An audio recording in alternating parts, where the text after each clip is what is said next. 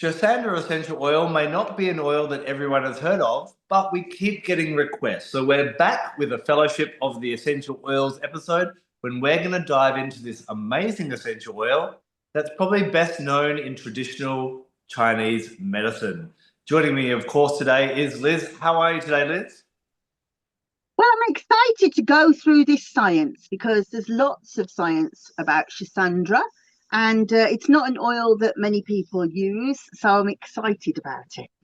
But it's something that I've had come up for me with my work with Doterra, and then you started actually getting a few requests for people to talk about it as well, didn't you? I did, yeah, just in the comments of the videos, and it was so strange actually. Somebody asked, and I said, "Oh," she said, "Is there a Schisandra essential oil?" I said, "Oh, I think DoTerra have got one," and then within a week he'd said, "Will you talk about it?" I was like, "Oh, okay, something's afoot." Yeah, really interesting in China with doTERRA because obviously the appreciation that the Chinese through traditional Chinese medicine have of different plants and herbs. doTERRA has been experimenting of like, can we steam distill these essential oils?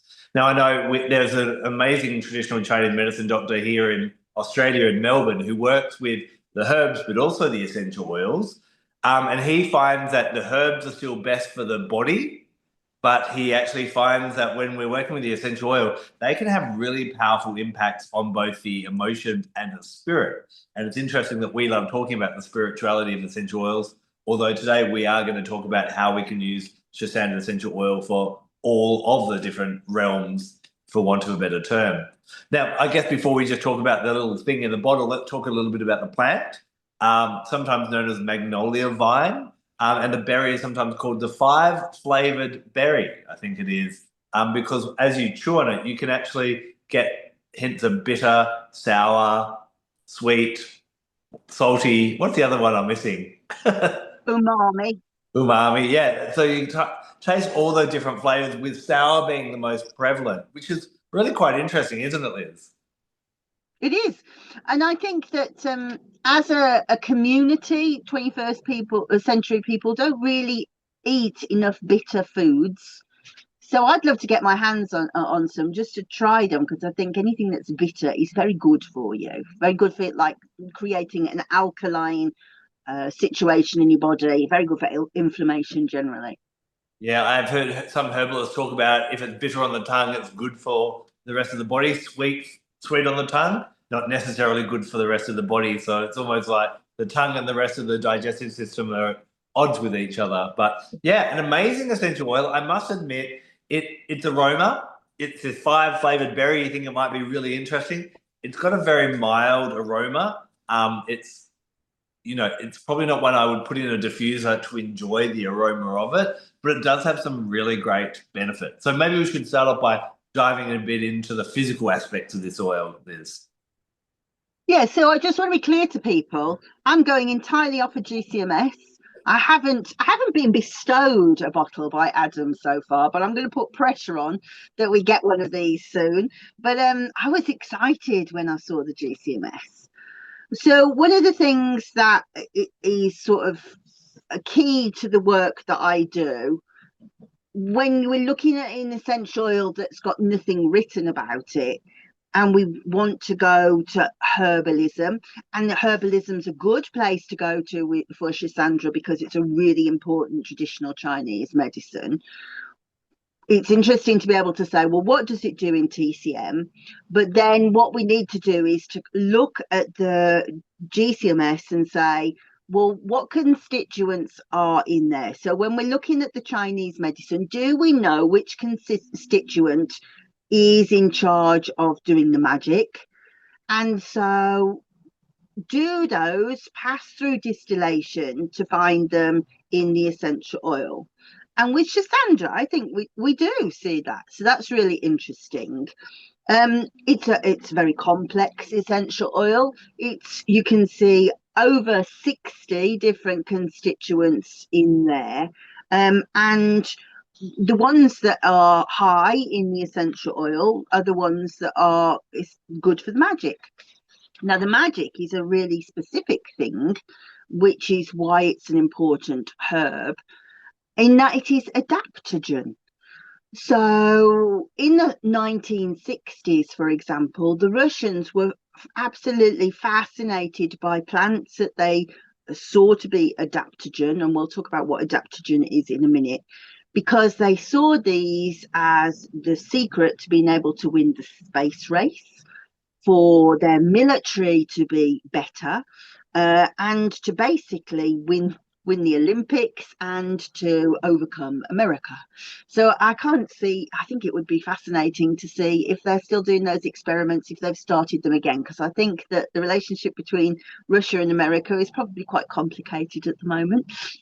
But yeah, in the 1960s, a lot of work was put into understanding adaptogen plants. And incidentally, I wrote a lot about this, and we talk a lot about this in my Holy Basil book, and it's in the Holy Basil video if you want to go deeper. But adaptogen means that it will bring the body back into homeostasis, which is so boring. But so homeostasis is an awful lot of things.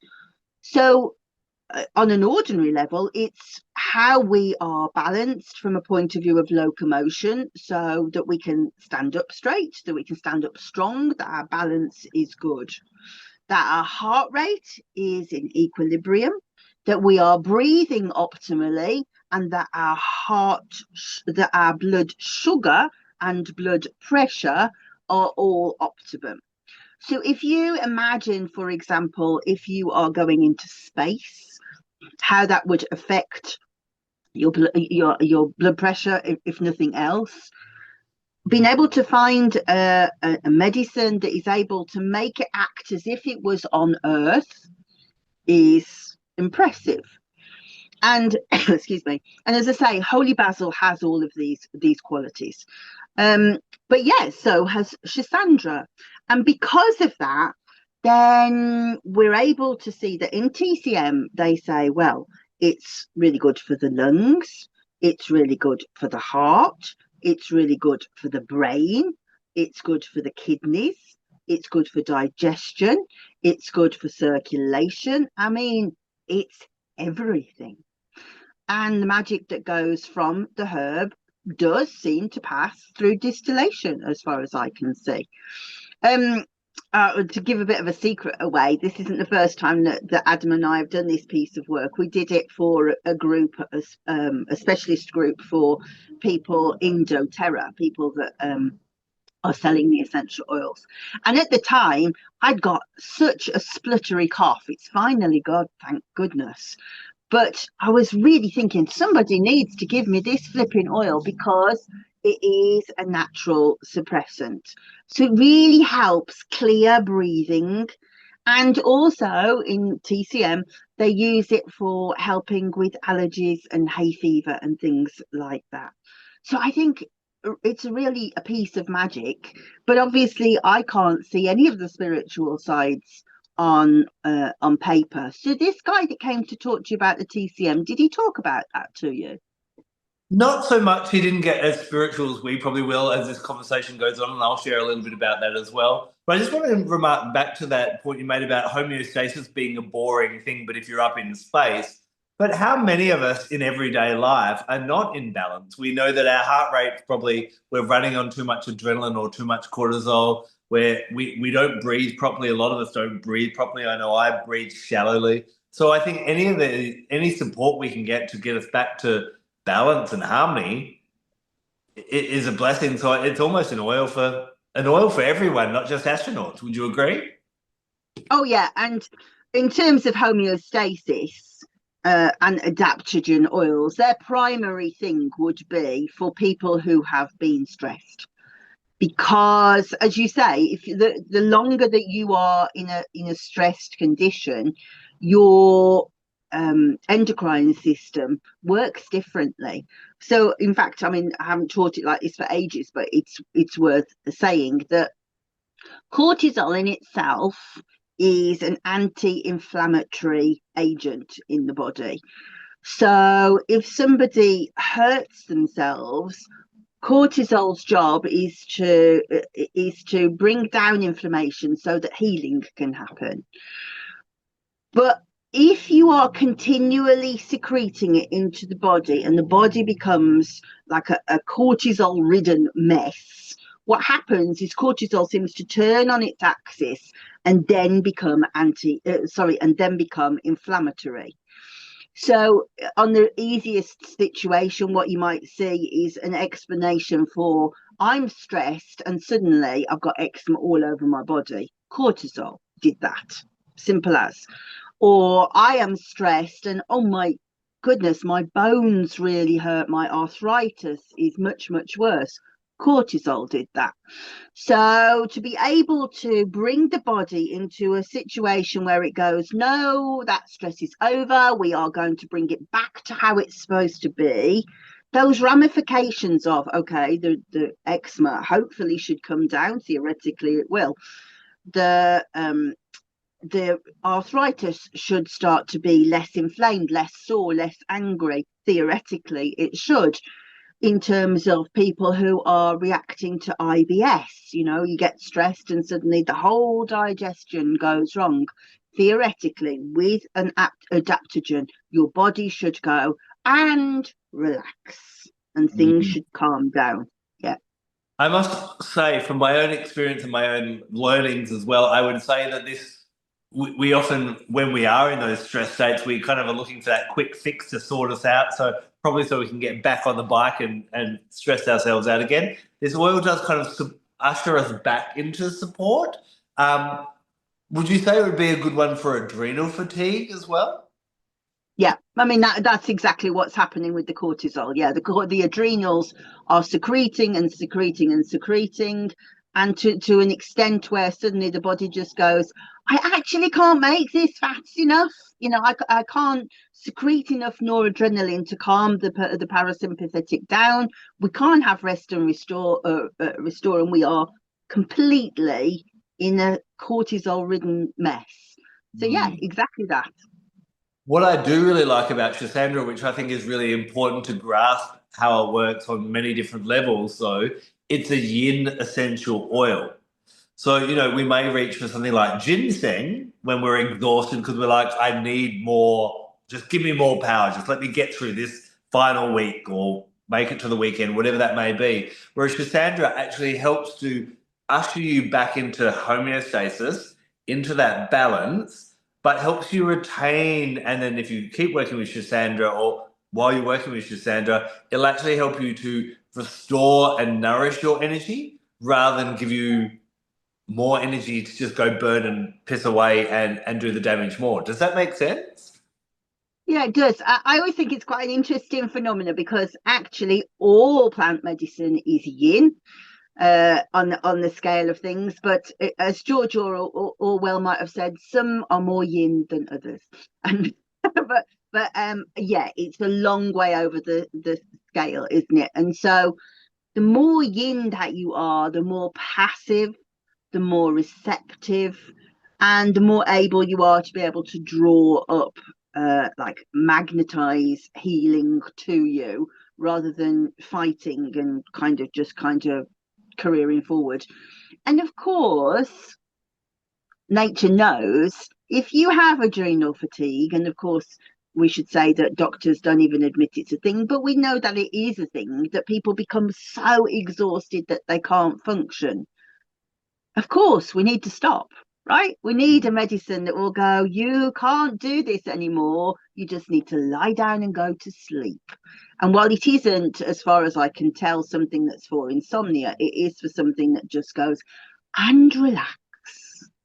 Yeah. It's almost like mum telling you to lie on the couch and she's going to make you soup and just lay there and give yourself some time. You don't need to do it today, type of thing. For application of it, I find this is a really great oil for topical use. Now, the kidney meridian, which would be linked to obviously the adrenals and so on. The entry point is, I was going to get my foot up then, but I realized I've got shoes and boots on. It wouldn't quite work. But kind of on the inside of the ankle where the Achilles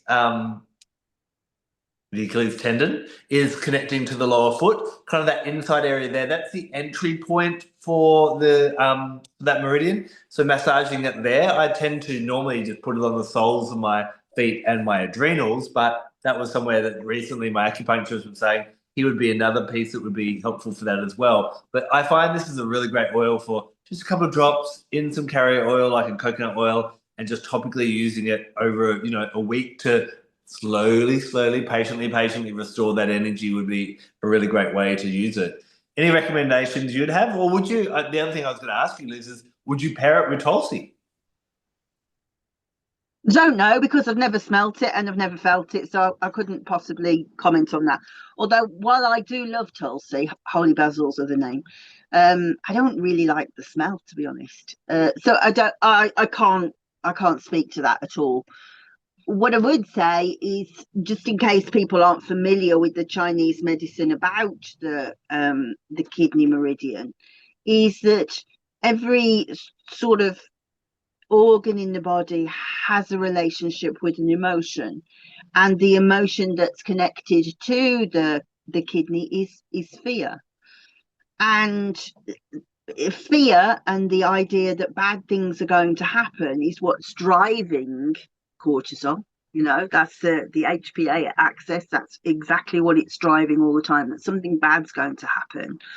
So by being able to calm down and fortify the kidney meridian, it helps us to feel a little bit less frightened and sort of soften into, okay, so calm that nervous system down. So we're looking at it through a different lens. We're not looking at it through a microscope in a laboratory when we're looking at the HPA axis, but it is doing the same thing. It's calming us and saying, just relax for a minute, stop being so worried. I think that's beautiful what you said about the acupressure point. I'd love to split that with actually Schizandra now and juniper berry, because juniper berry works really well for this meridian and the kidneys as well. I'd say if the fear is something around like something dreadful is going to happen, or you're feeling threatened, or there's something you've got to confront, it would be really great for that. I get the feeling that Schizandra would be really great for that. We live in a world where we're scared of not doing enough. Does that make sense? Where I know for me, I work a lot. I enjoy my work, but I also have this impending feeling of I need to do something. I need my life to be. I need to make something of my life. I need to be important or relevant. And I'm always worried that I'm going to run out of time. Like I won't get it all done before I die, type of thing. Although I know I've got plenty of time left. So I think that fear of like, why can we not lay down for a week to get ourselves better? Or if I don't get back to work, I'll be replaced, or things will get behind, or it'll all fall apart. But I'm sure we've all noticed, if we've sometimes when I travel and I don't do much for a week and I come back and I'm like, oh, well, didn't really need me that much anyway. So I think Schizandra would be this beautiful, comforting oil just to kind of allow you to, in your work life, in your productive life, do that from a place of joy or a place of, I don't know, contribution, rather than that place of fear where I need to contribute, I need to be relevant, I need to show and prove my importance. And I think Schizandra on that emotional level would be amazing for that. I think that what you speak to there in terms of feeling like you always have to be busy, I think I definitely identify with that. And I don't know, 2 or 3 weeks ago we talked about the brow chakra, and I talked about how I use lavender for the brow chakra, because I feel like you need to slow down to be able to receive the messages, the wisdom. So I think no matter how busy you are, you can meditate, but you're not actually going to get the inspiration and stuff that might be available to you as you would get if your mind is quiet. So I think this would be really nice for that. Yeah. Yeah, chakra wise, you just mentioned the brow chakra. I'd really find this one would work well with the base chakra. In this slightly different way, we're normally talking about woods and roots and very grounding and earthy types of ways. But I think this is a really great one for, again, allowing us to feel safe and secure by maybe relieving or removing some of the pressures away from us, and kind of just restoring a bit more of, in a way, it kind of brings a bit of simplicity to life and ticks a few things off the list, or even just shortens the list for you of all the things you need to get done. Does that make sense? Yeah, it does. And I mean, there is a little bit of science that will support this. There's ever such a lot of science done on Schizandra itself, the herb, but there is also some done on the essential oil, presumably because they were trying to find ways to use it as a drug, because why would you not? And particularly on the brain, its effects on the brain. So now this is rats in a forced swimming test, so it's not humans. But they were able to show that Schizandra stopped them, made them less depressed and more able to fight forward. So they swum for longer, they were more confident, they really worked hard at being able to carry on rather than being demoralised by the fact that they could no longer swim. Sorry to interrupt for just a moment. I hope you're enjoying this episode of Sixth Sense. Now, you're probably getting rather excited about essential oils, and you might be tempted to go out and just grab some. But did you know the essential oil world is not regulated, and a lot of what it says on the label is not governed by anyone? A fun fact, which is not so fun, is that 75% of all oils that are sold as pure, natural, or organic lavender are not even from a plant. So how do you know what's real? Well, I went looking for that question a long time ago, and I found Doterra to be a really reliable source of high quality essential oils. They don't just test their oils themselves, but at the end of the process, they have an independent third party verify and double check their oils to make sure that you are getting what nature intended purely from the plant. They also source where nature intended the plants to grow as well. If you want to grab hold of some essential oils from Doterra, then I offer a discount code, and this is available no matter where you are in the world. Now, I don't want everyone to get essential oils. I want everyone to use essential oils. So when you become one of my customers, you get access to me and my VIP education platforms, ongoing discounts, ongoing freebies, live classes in all time zones all around the world, and so much more. So if you're interested in getting some essential oils that you know are really from nature, and this is important not only physically, but metaphysically as well, please reach out in the links below. One of the reasons that perhaps there's so much science going on is because they've established that this anti-inflammatory effect has an effect on Alzheimer's and can actually help to improve cognition and help to improve memory in people who have got Alzheimer's disease, because it actually helps to reduce some of the inflammation that's in the brain. So it enhances focus, it enhances clarity, it enhances memory. So you can see, I mean, this would be so good for a spy, right? But this, all of these things look like they may lead to medicines for Alzheimer's in the future. Now, a couple of other things I will throw in about the physicality. People have found that just using a little bit dabbed around the eyes can help with eyesight, and put around the back base of the ears can actually help a little bit with improving hearing. So it isn't really well, I guess it's got 5 flavors. It's going to have multiple uses as an essential oil as well.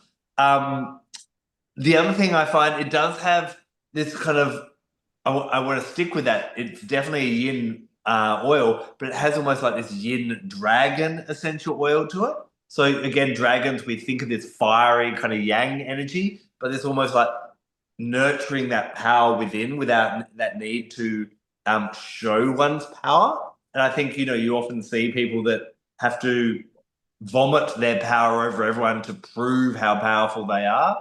And there's others that can hold it. And I think Schizandra would really help you in that way as well. Another way that we can use it spiritually, people use it for cleansing space, for helping to remove unwanted energy around full moons.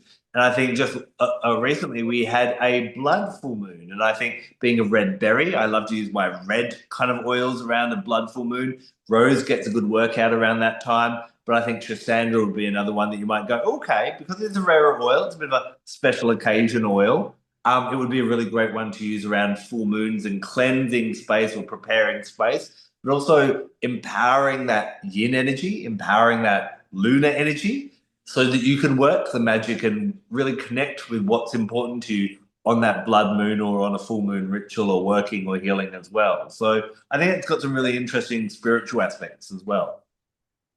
I love that. I can't speak to the safety of this oil because I can't see that there's anything written, but I can't see that there's anything really that I would particularly be worried about. In fact, if we look at the chemical breakdown, between 75 to 80% are sesquiterpenes, which is so soothing to the brain, so soothing to the nervous system. We have got about 15 to 20% monoterpenes, though, so that suggests to me that it may have quite a short shelf life, but I don't know. Is anything said about that in doTERRA? Not that I know of. Not that that's been spoken specifically about that beyond the normal expiry dates that they have on their bottles. Yeah. Yeah, I mean, I don't think we've got any limonene in there. So limonene would be the one that I would be most worried about because that decays quite quickly and you would need an antioxidant in there. But I think it's a really nice oil, but costly, I think, Ad, is it? Yeah, it is. For 5 mils at the moment, the price is around $270, which is extremely expensive for an oil. But this is the first time it's been released as an essential oil in the world. And I think I'm thinking of a house plant called a ZZ plant that we have here that has these beautiful black leaves. And when they first came on the market, they're very expensive. Now you can go down to the local nursery because they're everywhere and get them for really cheap. So whenever something is just in development, you will pay a premium price for it. That for that reason, it's not an oil I'd use every day at that price. But if it was the price of lavender, then I would probably use this on a regular occasion to support that. And maybe, hopefully, this video and other people's demand for it may grow the industry, that there is a bigger demand for it. And we'll see more of Schizandra in the future, I hope. Yeah, I mean, it does remind me of the old saying about neural science and dementia and things like that. Use it or lose it. I guess if people don't buy it, it will go and it won't get developed. So I think it's worthwhile to encourage it. You can obviously get it in Australia. Do you know if it's available worldwide? Not at the moment because it's only coming out in small runs. If people are interested, my contact details are down below and they can get their hot little hands on it. But in markets like Europe or like America, to have enough to serve that whole market, you obviously need a bigger batch than you do to just keep the Australians or the New Zealanders happy. So it will come out. Who knows? But popularity and demand really drive that, and that's why education like this is really important, so people know what do we do with this oil with a funny name, type of thing. And so, is it intended to be a limited supply or ongoing? Do you know?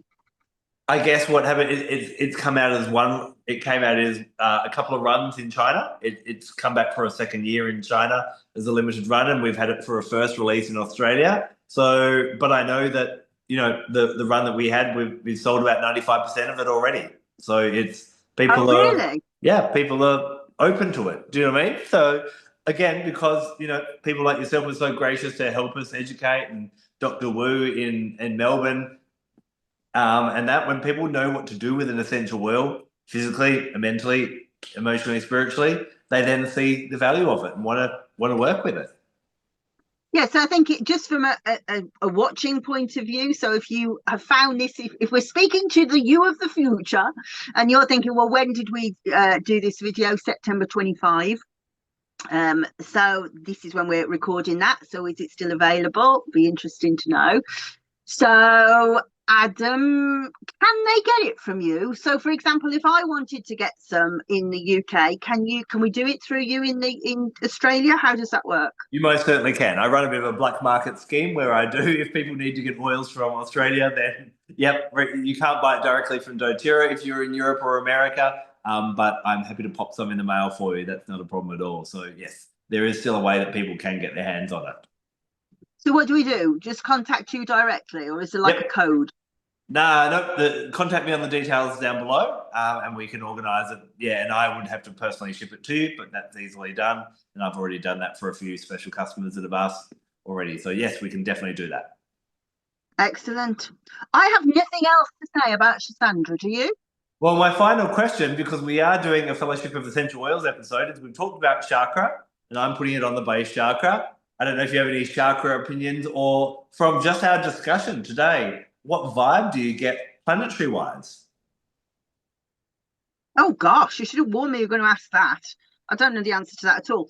But I do know that in TCM they say it balances Jing, which is the treasure of the internal sexual force, the vitality of the body. Jing Shen, which is the spirit, and Qi, which is the life force, which to me says that it probably harmonizes all of the chakras. I really want to get some so that I can try it, but to me that it seems to have a harmonizing effect. Gosh, what would I say in terms? I wouldn't have a clue in terms of planets. Tell me.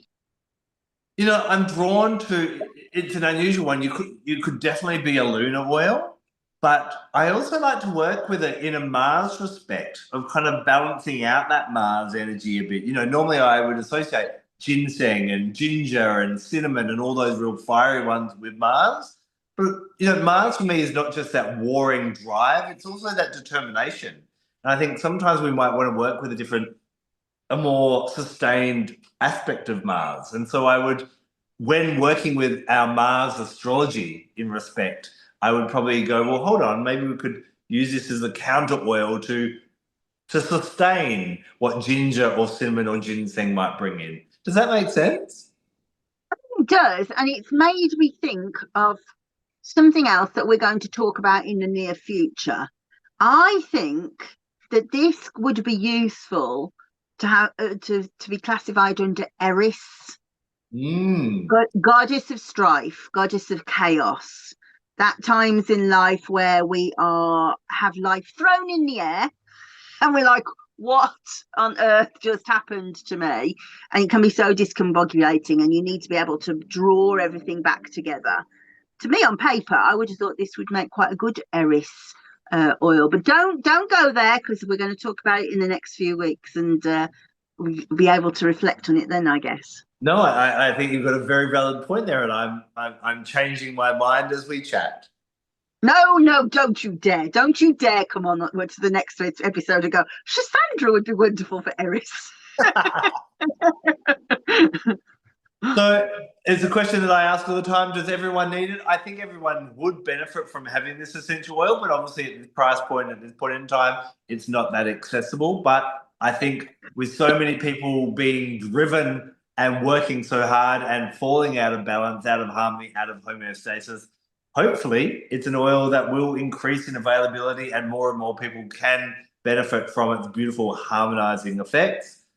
What essential oil will we talk about next? Well, we said we were doing 100 episodes and this is 101. If there's one that we didn't do and you really can't sleep at night because of it, just reach out to us and let us know, and we'll squeeze in another episode when we can and dive in deep to an essential oil. But make sure that you do subscribe to our pages, you do share and like all these, because the little robots and the algorithms like that, and it means that you won't miss out on a little or an inch of essential oil knowledge.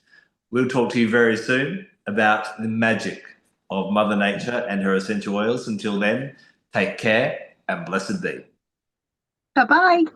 I'm Elizabeth Ashley, UK Director for the National Association of Holistic Aromatherapy and founder of the Aromatic Mystery School, where essential oils meet the deeper, more mystical side of healing.